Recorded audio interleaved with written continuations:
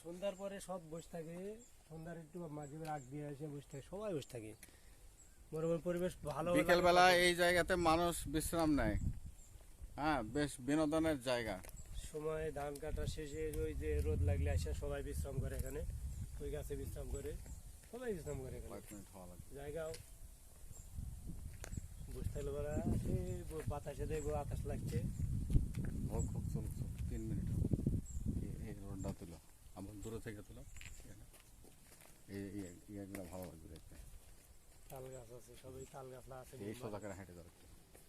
তাল গাছলা আছে মেম্বারে। আমার মামাতো ভাই, ওই যে একটু বাড়ি মেম্বার থাকতে আর ওই প্রজেক্ট ছিল তালে ইয়ে লাগানো গাছগুলা। এই গাছটা ওটা দাদা লাগাচ্ছে আর এটা লাতিয়ে লাগাচ্ছে, দুই গাছ লাগাইছে।